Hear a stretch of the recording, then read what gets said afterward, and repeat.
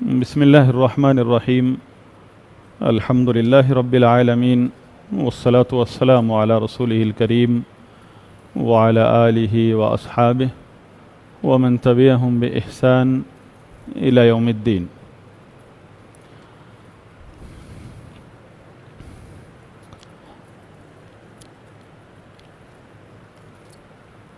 اللہ تعالیٰ نے اپنے نبی اور رسول علیہ الصلاۃ والسلام کو حکم دیا جو کہ سب سے بڑی ترغیب ہے کہ قل رب زدنی علما، کہہ دو کہ اے میرے رب میرے علم میں اضافہ فرما۔ پھر اس کے بعد نبی علیہ الصلاۃ والسلام روزانہ فجر کی نماز کے بعد یہ دعا کیا کرتے تھے، اللہم انی اسألک علما نافعا، اے اللہ میں تجھ سے علم نافع کا سوال کرتا ہوں، یعنی نفع بخش علم کا۔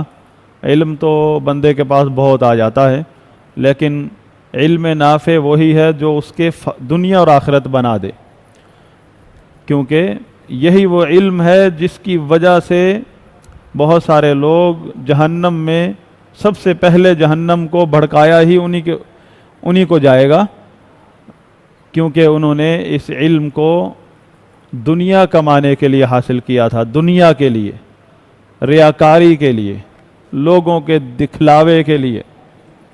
اور علم نافع یہی علم ہے، اگر یہ فائدہ دے دے بندے کو تو دنیا اور آخرت اس کی بنتی ہے۔ دنیا اور آخرت میں اللہ تعالیٰ تمام اہل ایمان میں سب سے زیادہ درجات علم والوں کے بلند کرتا ہے۔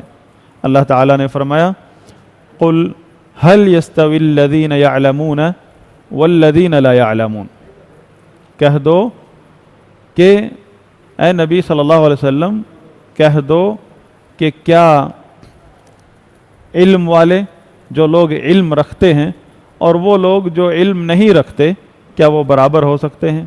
جواب ہرگز نہیں۔ اور اسی طرح اللہ تعالیٰ نے علم والوں کو تمام اہل ایمان پر فضیلت دی ہے، انما یخشی اللہ من عبادہ العلماء، یعنی اللہ کی خشیت جو کہ اصل میں اللہ کی معرفت سے پیدا ہوتی ہے، وہ صرف وہی لوگ رکھتے، انہی لوگوں کے پاس ہے اللہ کی خشیت، اللہ کا خوف، جو کہ خاص قسم کی عبادت ہے، دل کا عمل ہے۔ یہ عمل وہی لوگ کر سکتے ہیں جو اللہ کے بندوں میں علم والے ہیں۔ اب میرے قابل احترام بھائیوں، علم کے وسائل بہت سارے ہیں ہمارے پاس، بازار سے کتاب خرید لیتے ہیں، یوٹیوب کھول لیں، ہر آدمی قرآن و حدیث ہی بیان کر رہا ہے، لیکن کیا ہر علم نافع ہے؟ ہرگز نہیں۔ یہ علم کبھی بھی کسی کو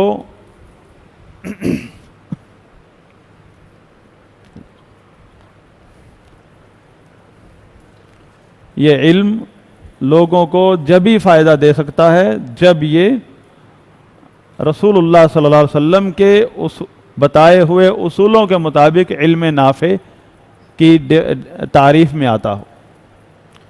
اب نبی صلی اللہ علیہ وسلم تو خود بذات خود یہ سوال کیا کرتے تھے اللہ سے کہ اللہ ایسا علم عطا فرما جو نفع دے، تو پتہ چلا کہ نبی صلی اللہ علیہ وسلم سے جو علم ہم حاصل کریں گے، نبی علیہ الصلاۃ والسلام سے جو علم حاصل کریں گے، وہ لا محالہ ہر حال میں 100% وہ علم نافع ہے۔ یعنی جس علم کی سند رسول اللہ صلی اللہ علیہ وسلم تک پہنچتی ہے وہ علم نافع ہے، بذات خود وہ علم نافع ہے۔ اب آگے وہ ہمارے لیے وہ فائدہ مند ہے یا نہیں، اس کے لیے دوسری شرائط ہیں تاکہ وہ ہمیں بھی فائدہ دے۔ اور بعض اوقات لوگ اپنے دھیان میں، خیال میں بڑا علم حاصل کر رہے ہوتے ہیں، وہ بنیادی طور پر ہی ان کے لیے فائدہ مند نہیں ہوتا، کیونکہ اس کی سند رسول اللہ صلی اللہ علیہ وسلم تک نہیں جا رہی۔ اب لوگ سمجھتے ہیں کہ ہم نے تو قرآن رکھا ہوا ترجمہ تفسیر ہمارے پاس ہے، چاہے وہ تفسیر ائمہ اہل سنت کی ہے، امام ابن کثیر، تفسیر سعدی، علماء ائمہ اہل سنت کی تفسیر ہے، علم ہے، وہ ذخیرہ علم ہے، علماء سنت علماء حدیث کی کتابیں موجود ہیں. لوگ سمجھتے ہیں ہمیں تو فائدہ ہو رہا ہے.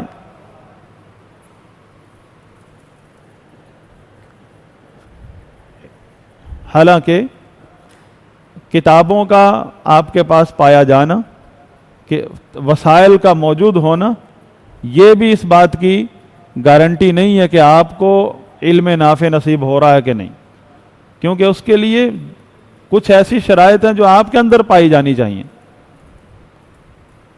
بہرحال مختصر یہ کہ اللہ کے نبی صلی اللہ علیہ وسلم کی حدیث ہے، جسے سیدنا امیر المومنین معاویہ بن ابی سفیان رضی اللہ تعالی عنہ روایت کرتے ہیں کہ نبی علیہ الصلوۃ والسلام نے فرمایا، من یرد اللہ بہ خیرا یفقہہ فی الدین، جس شخص کے ساتھ بھی اللہ تعالی خیر کا ارادہ کر لیتا ہے.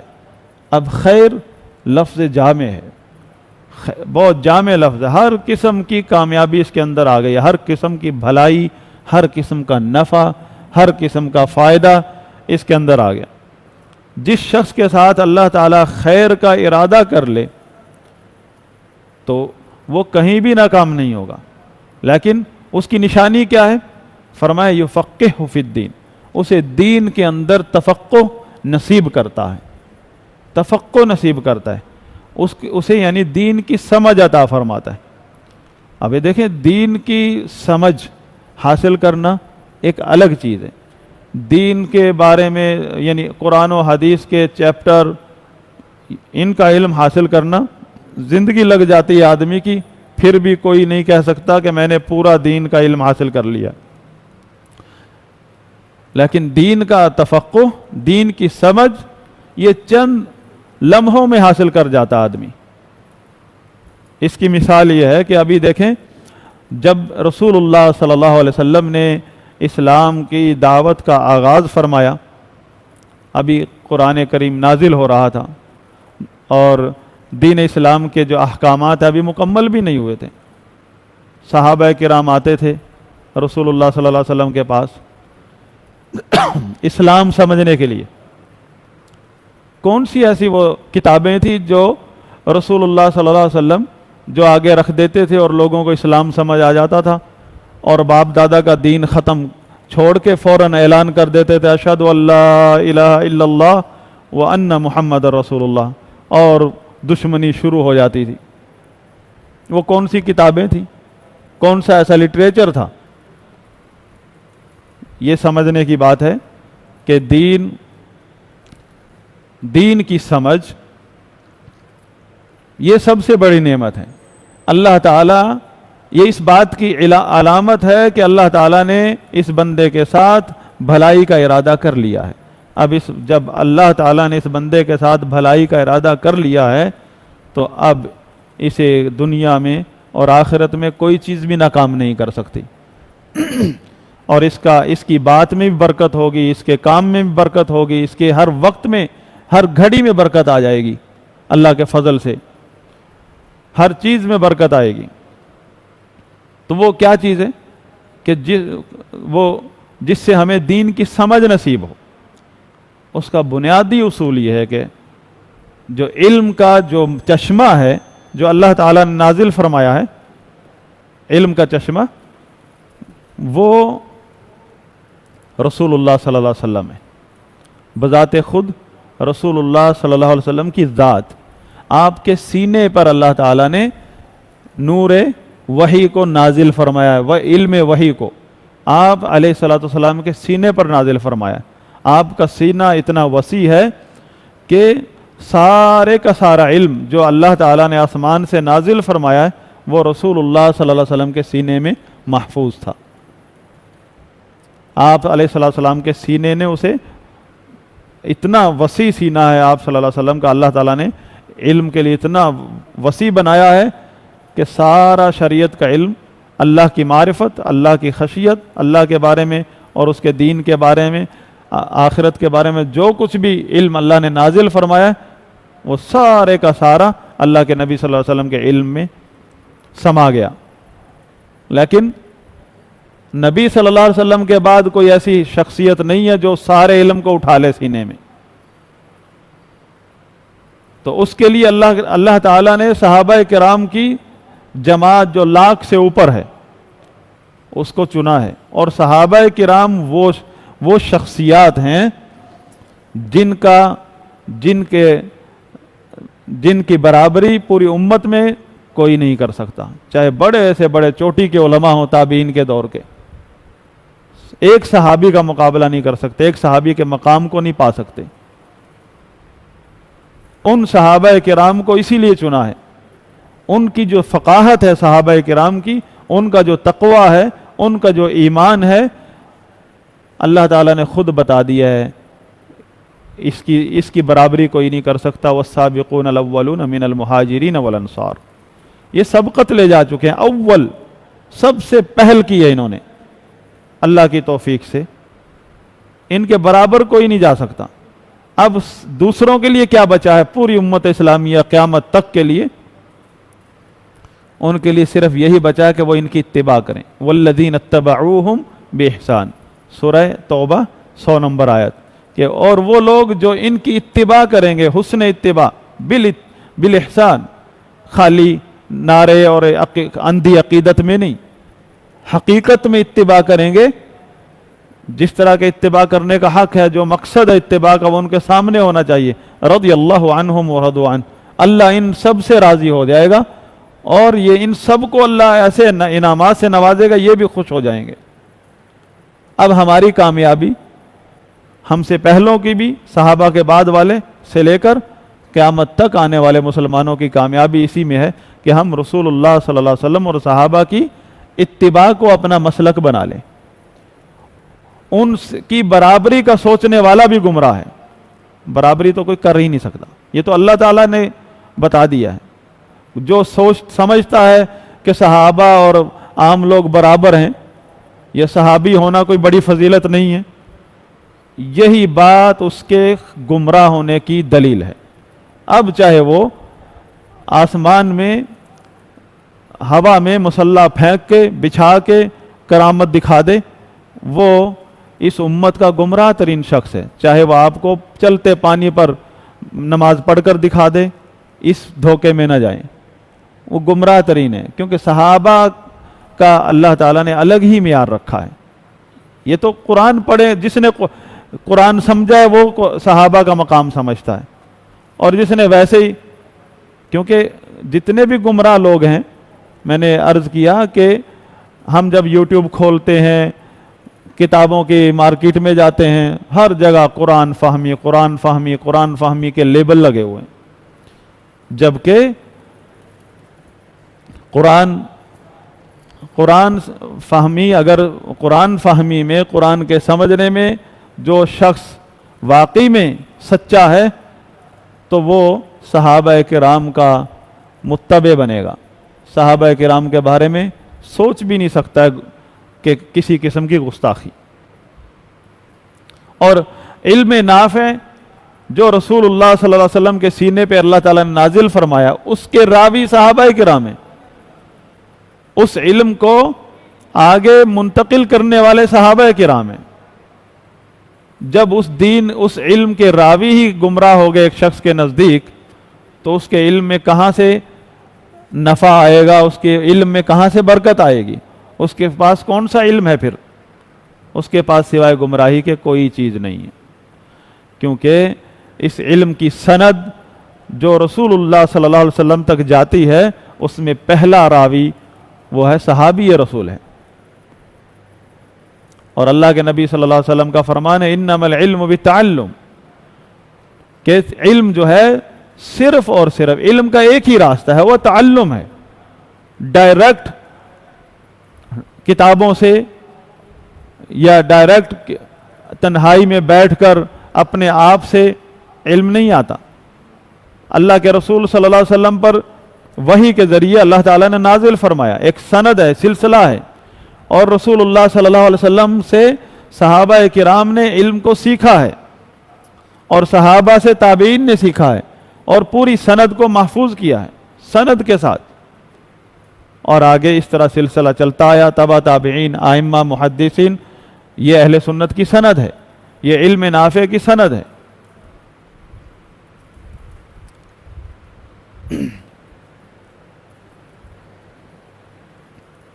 تو تفقہ فی الدین، دین کی سمجھ، دیکھیں ایک صحابی آتا ہے کسی قبیلے سے، ایک مہینہ رہتا ہے مدینے میں یا ہفتہ رہتا ہے یا تھوڑی دیر کے لیے مکہ میں ملتا ہے، آپ نے کتنے ایسے واقعہ سنے ہوں گے، اور وہ فوراً اسلام قبول کر لیتا ہے اور فوراً واپس جانے کی اجازت مانگتا ہے فوری طور پر، یا ہفتے بعد یا مہینے بعد، اور جا کر اپنے قبیلے میں اسلام کی دعوت دیتا ہے۔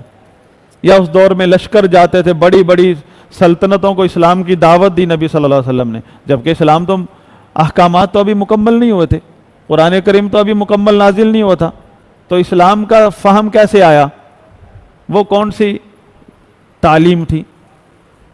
یعنی نبی صلی اللہ علیہ وسلم ایک لمحے میں آدمی کو پورے اسلام کا تصور دے دیتے تھے صلی اللہ علیہ وسلم، اور صحابہ کرام فوراً اسلام سمجھ کر آگے اسلام کی دعوت دیتے تھے۔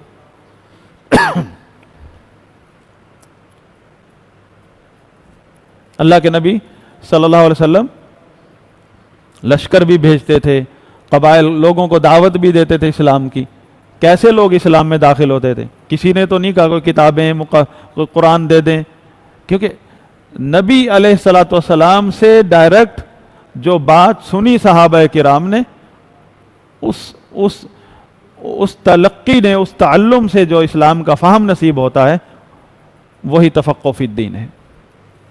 اور وہ سند کے ساتھ اہل علم کا جو فہم ہے، جو سند کے ساتھ آ رہا ہے، فہم دین، جو فہم ہے ایک کانسیپٹ اسلام کا، جب تک آپ اسے حاصل نہیں کریں گے سند کے ساتھ، تو آپ کا جو یہ معلومات ہے، آپ کا جو مطالعہ ہے، کبھی بھی آپ کو فائدہ نہیں دے گا۔ کیونکہ آپ ہو سکتا پورا قرآن پڑھ لیں، پوری کتب ستہ پڑھ لیں، اور آپ اگر اس فہم تک نہیں پہنچے جو رسول اللہ صلی اللہ علیہ وسلم اور صحابہ کا ہے اس پورے اسلام کے بارے میں، یا وہ حدیث جو آپ نے آج پڑھی تھی کہیں، کوئی ایک حدیث ہو، چاہے کوئی ایک مسئلہ ہے، ہم آج اپنی محفلوں میں کتنے مسائل میں جھگڑوں میں پڑ جاتے ہیں، مناظروں میں پڑ جاتے ہیں، اور ہمارے ذہن میں کبھی یہ نہیں آتا کہ سوال، یہ مسئلہ نبی صلی اللہ علیہ وسلم کے سامنے بھی تو پیش ہوا ہوگا، صحابہ کے دور میں بھی تو یہ مسئلہ پیش آیا ہوگا، چاہے وہ دجال کا ہے، خلافت کا ہے، یا کہ عذاب قبر کا مسئلہ ہے، ان کا کیا عقیدہ تھا؟ نہیں، ہر آدمی کہتا نہیں دکھاؤ، وہ لائن دکھاؤ کہاں لکھی ہوئی ہے۔ کوئی یہ سوال نہیں کرتا کہ صحابہ کا عقیدہ کیا تھا اس بارے میں۔ یہی جو غفلت جو ہے، یہی جو غفلت ہمارے اندر آ چکی ہے، یہی چیز ہمیں بہت دور لے جاتی ہے۔ کیونکہ اب سوال یہ کہ ہم صحابہ کے بارے میں کیوں زور دیتے ہیں؟ کیونکہ اللہ تعالیٰ نے قرآن کریم میں یہ حکم دیا ہے، آمینو کما آمن الناس، ایمان اس طرح لاؤ جیسے یہ لوگ لائے ہیں، یہ صحابہ کرام۔ اور یہ بھی فرما دیا فَإِنْ آمَنُوا بِمِثْلِ مَا آمَنْتُمْ بِهِ فَقَدْ اهْتَدَوْا، اگر یہ لوگ جتنے بھی ایمان کے دعوے دار ہیں، یہ اس طرح ایمان لے آئیں جس طرح تم لائے ہو۔ کنہیں مخاطب کیا؟ رسول اللہ صلی اللہ علیہ وسلم اور صحابہ، جمع کا صیغہ ہے، جیسے تم ایمان لائے ہو۔ یہ نہیں کہا جیسے آپ، اے نبی علیہ السلام، جیسے آپ ایمان لائے ہیں، یہ فرمایا جیسے تم لوگ ایمان لائے ہو، نبی صلی اللہ علیہ وسلم اور صحابہ۔ این وہی کنسپٹ جو اس حدیث میں ما انا علیہ واصحابی، کہ نبی صلی اللہ علیہ وسلم سے پوچھا گیا کہ وہ کامیاب گروہ اور فرقہ وہ کون سا ہے جو جنت میں جائے گا، باقی آپ نے فرمایا سب جہنم میں جائیں گے۔ آپ صلی اللہ علیہ وسلم نے فرمایا تھا ما انا من كانت مثل ما انا علیہ اليوم واصحابی، جو لوگ بھی، جو فرقہ بھی، جو گروہ بھی، جو جماعت بھی اس طریقے پر ہوگی جس پر آج میں اور میرے صحابہ ہیں۔ اب قرآن میں بھی اللہ تعالیٰ یہی فہم، یہی کنسپٹ دے رہے ہیں اللہ تعالیٰ، فَإِنْ آمَنُوا بِمِثْلِ مَا آمَنْتُمْ بِهِ، جتنے بھی یہ لوگ ایمان کے دعوے دار ہیں، اگر یہ لوگ اس طرح ایمان لے آئیں جس طرح تم لوگ ایمان لائے ہو، یعنی رسول اللہ صلی اللہ علیہ وسلم اور صحابہ کرام، فقد اہتدوا، تو یہ لوگ حقیقت میں ہدایت پر آ گئے ہیں۔ پھر فرمایا اور اگر وَإِن تَوَلَّوْا فَإِنَّمَا هُمْ فِي شِقَاقٍ، اور اگر یہ لوگ دور ہٹ گئے، منہ پھیر گئے، انہوں نے منہ پھیر لیا، اس راستے پر نہیں آ رہے جس پر تم لوگ ہو، فَإِنَّمَا هُمْ فِي شِقَاقٍ، تو حقیقت میں نہیں ہے سوائے اس کے کہ یہ لوگ ہدایت سے بہت دور ہیں۔ شقاق، دوری پر ہیں، مخالفت میں ہیں، ہدایت کے مخالف راستے پر چل رہے ہیں، ہدایت پر نہیں ہے، چاہے لاکھ قرآن، ایک ہاتھ میں قرآن اور دوسرے ہاتھ میں حدیث ہو۔ اس کی بڑی مثالیں ہیں کہ بہت سارے لوگ دعوت دیتے ہیں قرآن اور حدیث سے کی اتباع کی، اور قرآن و حدیث کی اتباع، قرآن و حدیث دکھا کر بھی گمراہ ہوتے ہیں، قرآن و حدیث کے دلائل دکھاتے ہوئے بھی پھر بھی گمراہ ہوتے ہیں، کیونکہ انہوں نے قرآن و حدیث کو اس منہج کے مطابق نہیں سمجھا، اس فہم سے نہیں لیا جس پر رسول اللہ صلی اللہ علیہ وسلم اور صحابہ ہیں۔ بھئی عقیدہ کہاں سے آیا؟ جو مسئلہ بھی ہے دین کا، عقیدے کا، وہ کہاں سے آیا ہے ہمارے پاس؟ رسول اللہ صلی اللہ علیہ وسلم سے آیا نا۔ تو اب پہلے اپنا کنسپٹ درست کیجئے، اپنا منہج درست کیجئے کہ علم آئے گا کہاں سے، کتابوں سے یا سند کے ساتھ علماء سے، اور سند رسول اللہ صلی اللہ علیہ وسلم تک پہنچے گی تو علماء کی بات بھی مانی جائے گی۔ کوئی بھی عالم ہے جو آپ کو علم دیتا ہے، کوئی بھی وہ کنسپٹ دیتا ہے، عقیدہ سکھاتا ہے، منہج سکھاتا ہے، نظریہ بتاتا ہے، یا کسی نظریے کی مخالفت کرتا ہے، تو اس کی سند ہونی چاہیے۔ کیا وہ اور سند سند کا مطالبہ، یعنی سند کہاں تک پہنچنی چاہیے؟ رسول اللہ صلی اللہ علیہ وسلم اور صحابہ کرام۔ آپ دیکھ لیں صحابہ کرام کے بعد جتنے بھی اہل ایمان ہیں ان کو تابعین کہا گیا ہے، اور جنہوں نے ان کی اتباع کی، اور اسی دور میں جن لوگوں نے صحابہ سے مخالفت کی، نہ تو نماز کے طریقے میں مخالفت کی، نہ کوئی فقہ بنائی الگ، نہ کوئی فرقہ بنایا الگ، لیکن صرف چند قرآن کی آیات یا چند سیاسی مسائل میں۔ آپ تعجب کریں گے کہ ہمارے ہاں سمجھتے ہیں سیاست میں مسئلہ نہیں، اپنی اپنی مرضی سے چلو۔ سب سے پہلا فرقہ امت اسلامیہ کے اندر، سب سے پہلا فتنہ اور سب سے پہلی گمراہی، اس کا آغاز کس بیس پر ہوا؟ سیاسی انتشار، سیاسی اختلاف صحابہ کرام سے کیا گیا۔ کرسی کے معاملے، سیاست کے یعنی گورنمنٹ کے معاملات میں، اور ان کا نام کیا رکھا گیا؟ اہل تشیع۔ اور انہی میں سے پھر دوسرا فرقہ جن کو اللہ کے نبی نے لقب دیا ہے، ان کی صفت بتائی کہ جہنمیوں کے کتے ہیں، خوارج کا فرقہ بھی انہی میں سے نکلا، اہل تشیع میں سے۔ اور اس کا سبب کیا تھا؟ صحابہ کرام کے ساتھ مخالفت، صحابہ کرام کے ساتھ الجھنا، یعنی جو کنسپٹ صحابہ دے رہے ہیں، جس بات پر صحابہ متفق ہیں، انہوں نے اس چیز کی مخالفت شروع کی۔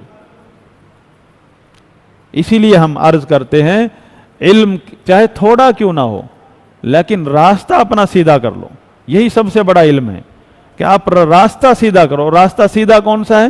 ما انا علیہ واصحابی، جس راستے پر رسول اللہ صلی اللہ علیہ وسلم اور صحابہ ہیں۔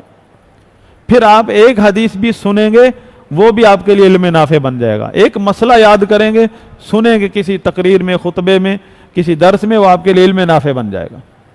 اور اگر آپ نے راستہ درست نہیں کیا، راستے کی فکر نہیں کی کہ میرا مسلک کیا ہونا چاہیے، یہ تو فکر نہیں ہے، اور معلومات کے سمندر میں غوطے کھا رہے ہیں، کبھی بھی آپ کی کشتی ساحل پر نہیں لگے گی، اور ایک دن دم توڑ کر وہیں غرق ہو جائے گی۔ کتنا عرصہ کشتی بھٹکتی پھر سکتی ہے، آخر کار اس نے غرق ہونا ہے۔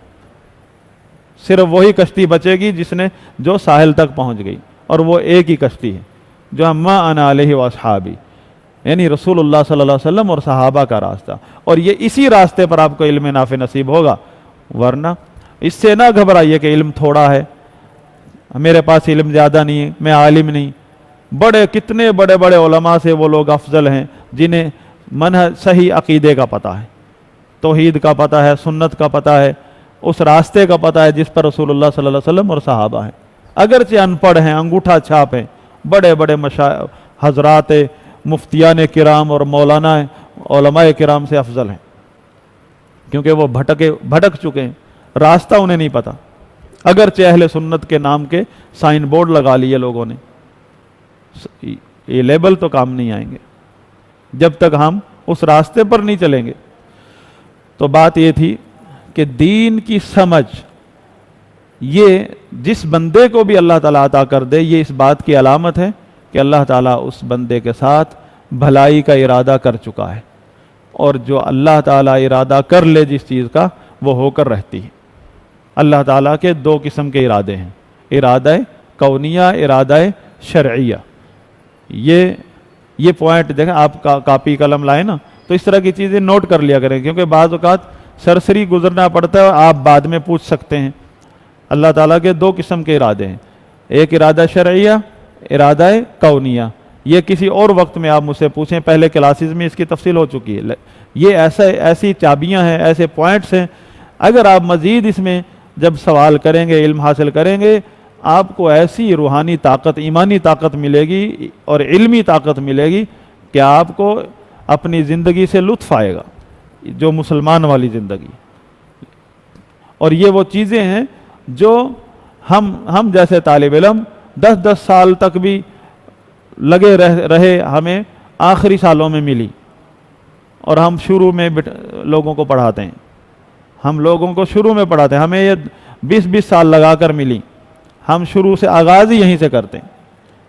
لیکن بس یہ اللہ سے دعا کرتے ہیں کہ اللہ تعالی ہم سب کے دل میں علم کا مقام پیدا کر دے، کیونکہ علم کی اہمیت نہیں ہوگی، علم کا مقام کیا ہے یہ سامنے نہیں ہوگا تو ہمیں اندازہ نہیں کہ یہاں بیٹھنے کا کتنا فائدہ ہے. مسجد میں بیٹھ کر یا کسی بھی جگہ پر بیٹھ کر اہل علم یا علمی مجلس میں علم حاصل کرنا چاہے، ایک بات کا علم ہو، اس کا کتنا فائدہ، اجر و ثواب الگ، فائدہ الگ. دو بھائی تھے، ایک بھائی نبی صلی اللہ علیہ وسلم کے دور میں، ایک بھائی مسجد نبوی میں بیٹھ کے علم حاصل کیا کرتا تھا اور دوسرا بھائی محنت مزدوری کرتا تھا. ایک دن اس نے شکوہ کیا کہ میں تو محنت مزدوری کرتا ہوں اور اسی گھر میں یہ بھی کھاتا پیتا ہے، میں محنت مزدوری کرتا ہوں اور یہ سارا دن پڑھنے میں لگا رہتا ہے، یہ کبھی بھی ہاتھ نہیں بٹاتا. تو اللہ کے نبی صلی اللہ علیہ وسلم نے اس پڑھنے والے کو نہیں ڈانٹا کہ آپ کچھ تو ٹائم نکالا کریں، ان کی بھی ہیلپ کریں، بلکہ اسے سمجھایا کہ عین ممکن ہے، ہو سکتا ہے جو آپ کے رزق میں برکت ہے وہ اس کے پڑھنے کی وجہ سے آ رہی ہو، جو آپ کے گھر میں رزق آ رہا ہے وہ اس کی وجہ سے آ رہا ہو. تو یہ ٹائم انشاءاللہ جو ہم لگاتے ہیں، اللہ سے دعا بھی کرتے ہیں اور ہمیں امید بھی ہے کہ یہ ضائع نہیں جائے گا. اس کی برکت ہمارے جو ہم کام کر رہے ہیں، جو محنت مزدوری کرتے ہیں یا جاب ہے جو ذریعہ معاش، اس میں ضرور اثر پائیں گے ہم انشاءاللہ. علم حاصل کرنے کے سلسلے میں جو تمہیدی بات ہے، شیخ صالح آل شیخ کبار علماء میں سے ہیں، مملکہ سعودی عرب کے اندر علماء اہل سنت میں ایک چراغ ہیں حافظہ اللہ.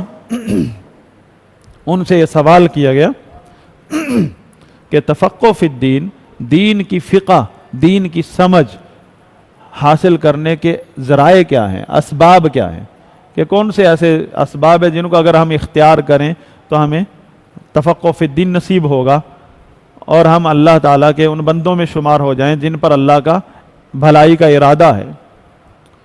شیخ حافظہ اللہ نے جواب دیا، اس کا میں نے خلاصہ نوٹ کیا ہے. نمبر 1، تقوی اختیار کرنا. فرماتے ہیں کہ وہ ہوا مراعات اوامر اللہ و نواہیہ. تقوی کیا ہے؟ کہ اللہ تعالیٰ کے حکموں اور اللہ تعالیٰ نے جو منع کیا ہے، نواہی کہا جاتا ہے، اوامر کہا جاتا ہے وہ احکامات جن میں اللہ تعالیٰ نے حکم نازل فرمایا، چاہے وہ فرض درجے کا ہے یا نفل درجے کا ہے. نواہی وہ احکامات اللہ تعالیٰ کے جس میں اللہ نے منع کر دیا، چاہے حرام درجے کا ہے یا مکروہ درجے کا. ان دونوں پہلوؤں کا ہر وقت دھیان رکھنا یہ تقویٰ ہے. اور یہ چیز اپنے اندر پیدا کر لو. تفقہ فی الدین کی پہلی بنیادی سبب اور ذریعہ ہے. اس سے دین کی سمجھ پیدا ہونا شروع ہوتی ہے. جب آپ کے اندر یہ فکر پیدا ہو گئی کہ اللہ کا حکم کیا ہے اور وہ کون سی چیز ہے جس سے اللہ نے مجھے منع کیا، میرے لیے حرام کیا ہے اور میرے لیے فرض کیا ہے، تو فوراً آپ کے اندر ایک علم حاصل کرنے کی صلاحیت پیدا ہو جائے گی. جبکہ آپ نے نوٹ کیا ہوگا، اپنا محاسبہ کر کے دیکھیں، جب سے ہم نے ہوش سنبھالا ہے آج تک کتنے ہم نے علماء کے درس سنے ہیں، کتنی ایسی تحریریں ہیں جو علمی تحریریں ہماری نظر سے گزری ہیں، لیکن ایک بھی یاد نہیں ہے. کیونکہ یہ چیزیں فائدہ جب دیتی ہیں جب ہمارے اندر تقویٰ پیدا ہو جائے. تو یہ ساری چیزیں پھر جب بندے کے اندر یہ چیز پیدا ہو جاتی ہے نا، اللہ کے حکموں کی فکر کرنا اور حرام کاموں سے بچنے کی فکر، تو فوراً بس کان میں پڑی وہ بھی یاد ہو جاتی، جو نظر سے گزری وہ بھی فوراً یاد ہو جاتی، اور جو کبھی پہلے سنی تھی وہ بھی تازہ ہو جاتی، یاد آ جاتی. اور ایسا حافظہ تیز ہو جاتا ہے آدمی کا، اسے نوٹ کرنے کی کتابیں یاد رٹے کرنے کی ضرورت نہیں ہوتی. بہت سارا علم اس کے سینے میں محفوظ ہو جاتا ہے. آپ جو ہی اس کے سامنے مسئلہ کوئی درپیش آئے گا، فوراً اس کے سامنے وہ علم بھی یاد آ جائے گا کہ یہ حرام ہے، یہ حلال ہے، یہ جائز ہے، یہ ناجائز ہے. اس کے پاس عام لوگوں سے زیادہ علم ہوگا، اور آپ کے پاس بھی ہوتا ہے. اس کا سبب یہی ہے کہ جتنا آپ کے اندر تقویٰ ہے اس کی وجہ سے آپ کے اندر دین کا علم موجود ہے. تو یہیں سے آپ اندازہ لگا لیجئے کہ اگر ہم مزید اپنے اندر تقویٰ پیدا کر لیں تو علم کا راستہ آسان ہو جائے گا. دوسری بات، پہلی بات تھی تقویٰ اختیار کر لیں، دین کا علم حاصل کرنے کے اسباب. دوسری چیز یہ ہے قرآن اور حدیث، یہ وہ علم ہے جو آسمان سے اترا ہے. جتنی اللہ آپ کو توفیق دے، قرآن کی آیات، سورتیں، انہیں یاد کریں. ضروری نہیں کہ آپ نے پوری سورہ بقرہ یاد کرنی ہے.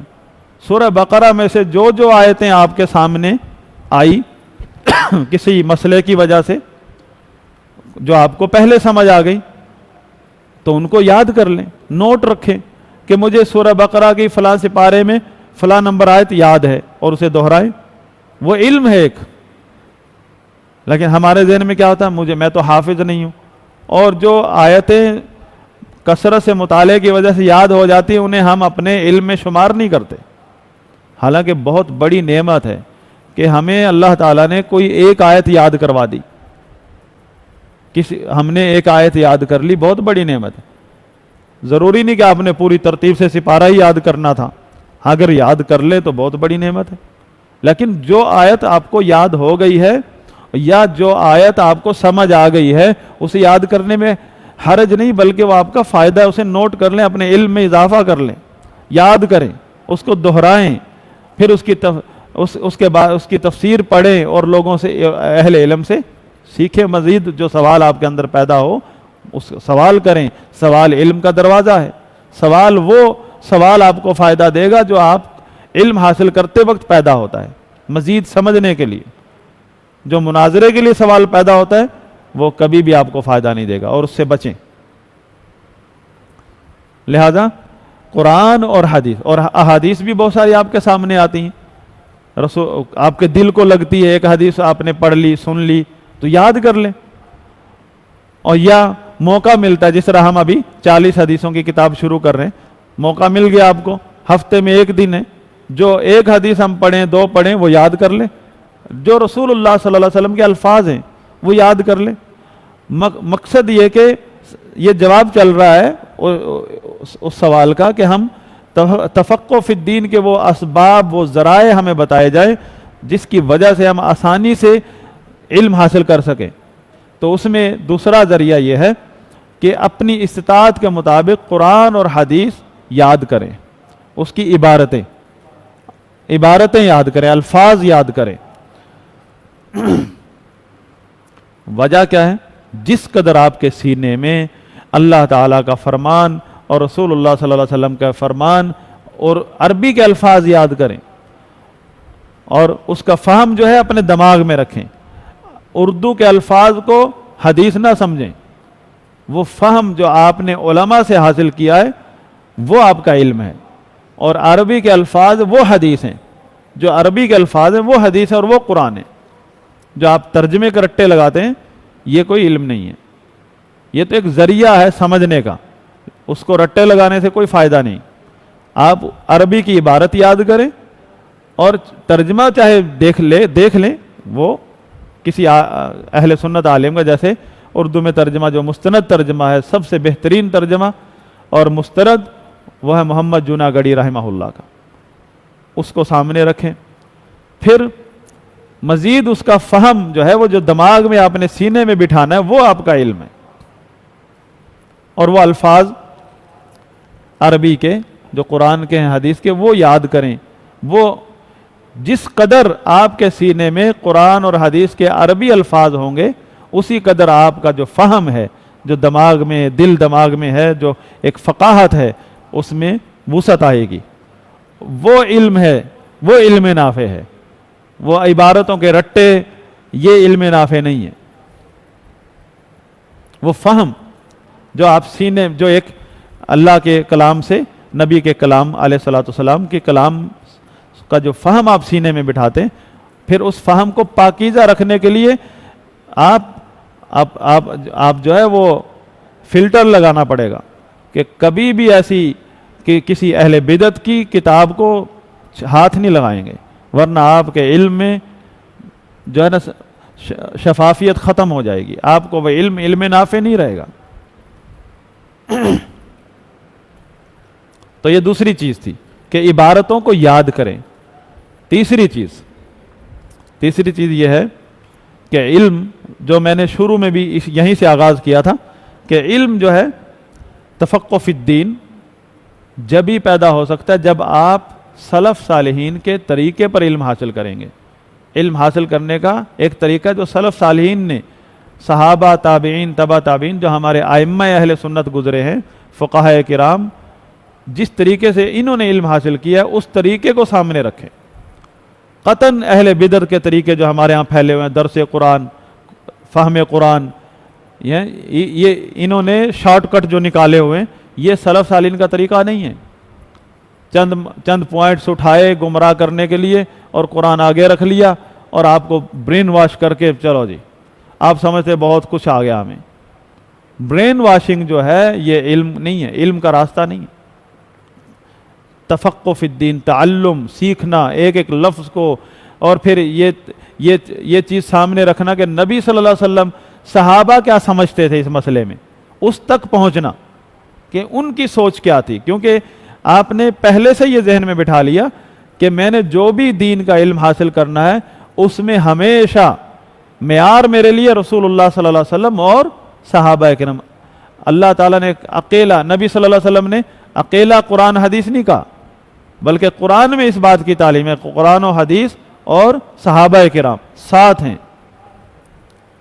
اور یہی 72 فرقوں کی بیماری یہی ہے، سارے قرآن و حدیث کی دلائل دیتے ہیں، ان کی گمراہی پکڑی کہاں جاتی ہے؟ جب صحابہ کو بیچ میں لاتے ہیں تو فوراً دودھ کا دودھ اور پانی کا پانی ہو جاتا ہے. اگر آپ یہ چیز صحابہ کو بیچ میں سے نکال دیں اور کہ قرآن و حدیث سے ثابت کر دو، جی قرآن و حدیث سے تو ہر آدمی اپنی گمراہی کو پیش کرنے کے لیے تلا ہوا ہے. تو صحابہ کرام کو نبی صلی اللہ علیہ وسلم نے تشبیہ دی ہے آسمان کے ستاروں سے. آسمان کے ستاروں سے تشبیہ دی ہے. فرمایا کہ جس دن آسمان پر ستارے نظر نہیں آئیں گے اس دن اس کا مطلب کیا ہوگا؟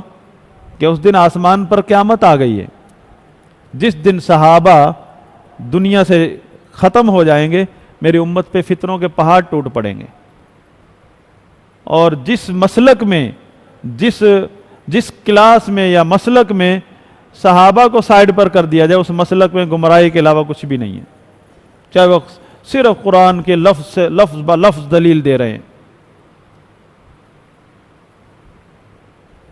تو سلف صالحین صحابہ کرام جو سے لے کر تابعین، ائمہ، محدثین، اہل علم کا جو راستہ ہے، وہ راستہ اپنانا شرط ہے اگر آپ نے اس علم سے فائدہ اٹھانا ہے۔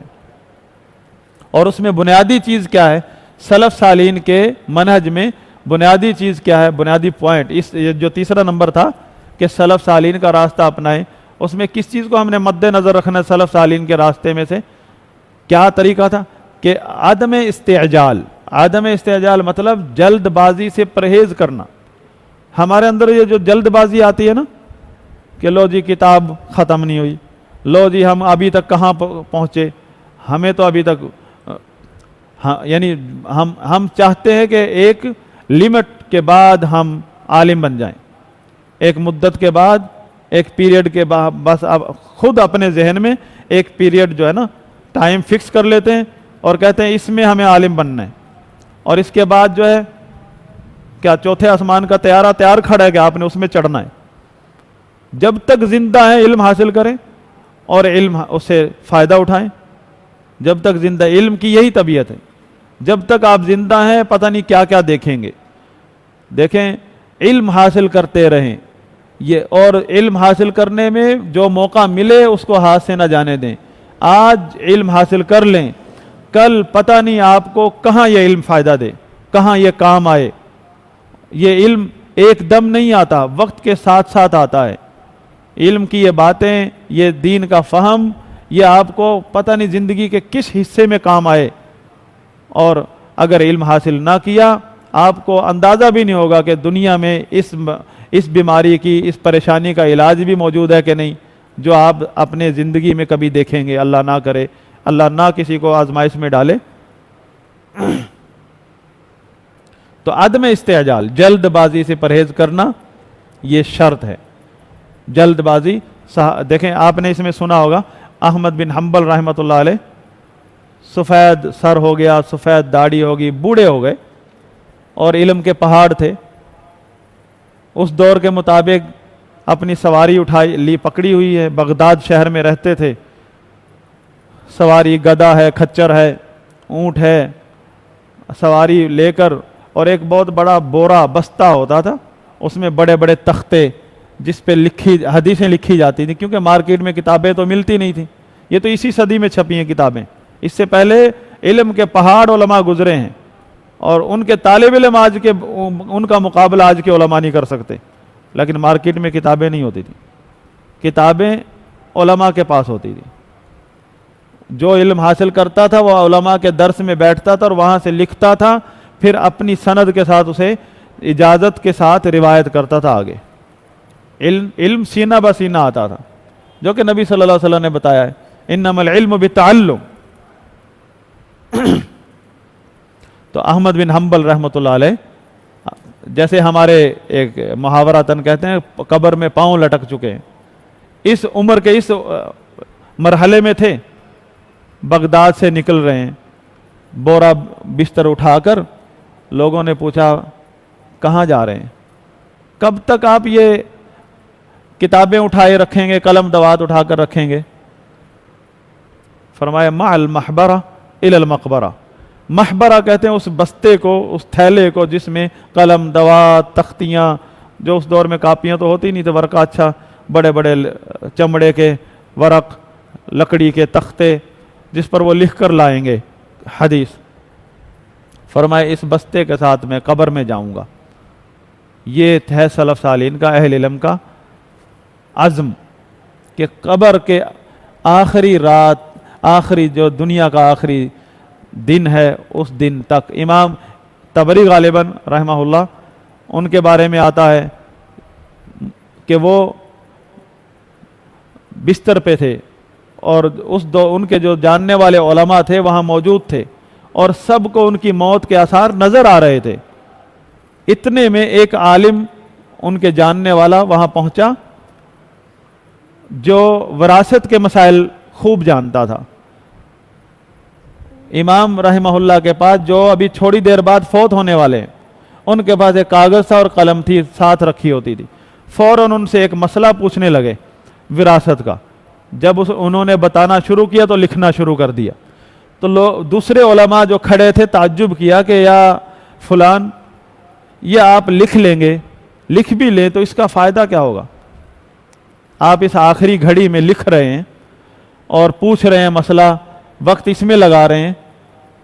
کہنے لگے میں اس مسئلے کا علم کے بغیر مر جاؤں، اس سے زیادہ مجھے یہ محبوب ہے کہ میرے پاس یہ علم ہو، اور لکھ کر جاؤں گا تو یہ ورقہ میرے بعد موجود ہوگا، کوئی نہ کوئی تو اس کو نقل کرے گا آگے۔ اس حد تک عزم تھا علم حاصل کرنے کا، آخری گھڑی تک علم کا دامن نہیں چھوڑنا اگر علم سے فائدہ ہو، علم حاصل کرنا ہے۔ اور چوتھی بات یہ ہے کہ جو علم اللہ تعالیٰ نصیب کر دے اس پر عمل، اپنی استطاعت کے مطابق عمل پہلی فرصت میں کیا جائے۔ جو پچھلی بات ہو رہی تھی نا عدم استعجال، اس میں ایک اور بات امام زہری رحمۃ اللہ علیہ کا قول ہے کہ من رام العلم جملۃ ذهب عنہ جملہ، کہ جو شخص ایک دم عالم بننا چاہتا ہے، ایک دم سارا علم حاصل کرنا چاہتا ہے، بخاری آ جائے، میں نے اپنی مرضی سے، ہمارے پاس بہت سے لوگ پڑھنے آتے ہیں، کچھ لوگ فارورڈ ہوتے ہیں، اپنی مرضی سے وہ چاہتے ہیں کہ یہ بھی پڑھا دو، بس یہ تو مجھے آتا ہے، اگلی بات سناؤ، اگلا مسئلہ سمجھاؤ، جو میں کہہ رہا ہوں وہ سمجھاؤ۔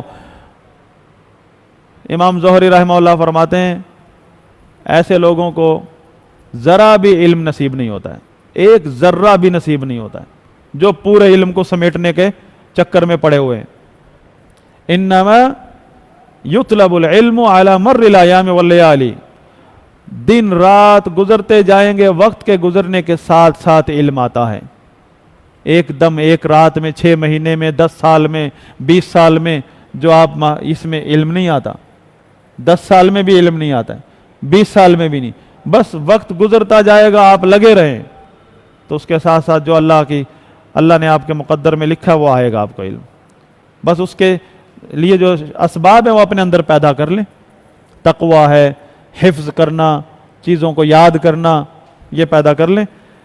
چوتھی چیز کہ جو علم اللہ نصیب کرے اس پر عمل کرنے کی کوشش کریں، کیونکہ اللہ تعالیٰ نے بنی اسرائیل کے بارے میں بھی یہ فرمایا تھا وَلَوْ أَنَّهُمْ فَعَلُوا مَا يُوعَظُونَ بِهِ لَكَانَ خَيْرًا لَهُمْ وَأَشَدَّ تَثْبِيتًا، اگر یہ لوگ جس بات کی سے انہیں نصیحت کی جا رہی ہے، جو نبی ان کو باتیں جو تعلیم دے رہا ہے، اگر یہ لوگ اس پر عمل کر لیتے تو یہ ان کے لیے بہتر ہوتا، اور اللہ تعالیٰ اشد تثبیت، یہ علم ان کے سینوں میں پختہ ہو جاتا، ان کے لیے آسانی ہو جاتی، کوئی چیز بھی نہ بھولتے علم کی، یعنی عمل سے علم محفوظ ہو جاتا ہے، اور اللہ تعالیٰ وہ علم نصیب فرماتا ہے۔ بعض سلف کے اقوال میں سے من عمل بما علم، جو شخص بھی اپنے علم پر عمل کرتا ہے، اورثہ اللہ العلم ما لم یعلم، اللہ تعالیٰ اسے وہ بھی علم نصیب فرماتا ہے جس کا اسے علم نہیں تھا، جو اس کے وہم و گمان میں بھی نہیں تھا، وہ علم اس علم تک پہنچا دیتا ہے اللہ تعالیٰ۔ کس ذریعے سے؟ عمل کے واسطے سے، عمل سے تھوڑا سا علم مل جائے اسے غنیمت سمجھے، عمل کی طرف لپکے، مناظروں کی طرف نہیں، عمل کی طرف، اور لوگوں کو باور نہ کرائیں کہ مجھے بہت علم آ گیا، ہر بندے کو چھیڑنا، ہر بندے کے ساتھ مناظرہ کرنا، اس سے پرہیز کریں۔ آخری چیز دعا، دعا سب سے بڑا وسیلہ اور سبب ہے، دعا، کیونکہ دعا جب آپ کرتے ہیں کس سے بات کر رہے ہیں؟ جس کے پاس ہر چیز کے خزانے ہیں، اس سے ڈائریکٹ بات کر رہے ہیں آپ، تو جب آپ اس سے ڈائریکٹ بات کر رہے ہیں تو کیا وہ آپ کو دے گا نہیں؟ سارے وسائل، سارے اسباب پیدا کر دے گا، چاہے وہ آپ کے اندر ہونے چاہیے، آپ کے اندر ہوں یا باہر ہوں، دنیاوی اسباب ہوں۔ تو اللہ سے دعا کرنا، اور نبی صلی اللہ علیہ وسلم کی دعا یاد رکھیں، فجر کے بعد، ہر روز فجر کے بعد یہ دعا کرتے تھے نبی علیہ الصلوۃ والسلام، اللہم انی اسألک علما نافعا، اے اللہ میں تجھ سے علم نافع کا سوال کرتا ہوں، رزقاً طیبا، اور پاکیزہ رزق کا سوال کرتا ہوں، وعملاً متقبلا، اور ایسے عمل کا سوال کرتا ہوں جو تیری بارگاہ میں قبول ہو، ایسا عمل نہ ہو کہ وہ مردود ہو، غیر مقبول ہو، یعنی جس بندے کا عمل قبول ہو گیا چاہے وہ 2 رکعت ہو، یہ اس بات کی دلیل ہے کہ وہ اللہ کی بارگاہ میں متقی لوگوں میں شمار ہو رہا ہے۔ سیدنا ابن عمر رضی اللہ عنہ فرماتے ہیں اگر مجھے معلوم ہو جائے کہ میری یہ 2 رکعت قبول ہو گئی ہیں، میں اسی وقت موت کی تمنا کروں کہ اللہ مجھے ابھی موت عطا فرما دے کہ یہ 2 رکعت قبول ہو گئی ہیں، مجھے پتہ چل گیا، مطلب میرا شمار ہو گیا متقی لوگوں میں، اب اس کے بعد مجھے اور کیا چاہیے، میں تو کامیاب ہو گیا۔ تو اللہ تعالیٰ سے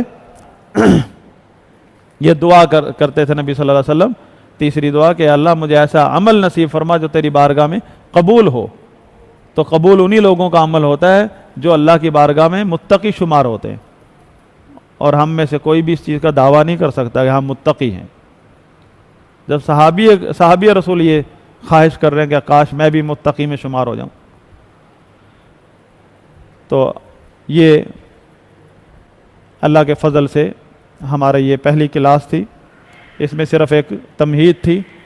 ہم نے اس کلاس میں 40 حدیثوں والی کتاب 40 نووی جو امام نووی رحمۃ اللہ علیہ کی کتاب ہے اس کا آغاز کرنا ہے، اور یہ کتاب اسلام کے بنیادی اصول اور قواعد پر مبنی ہے۔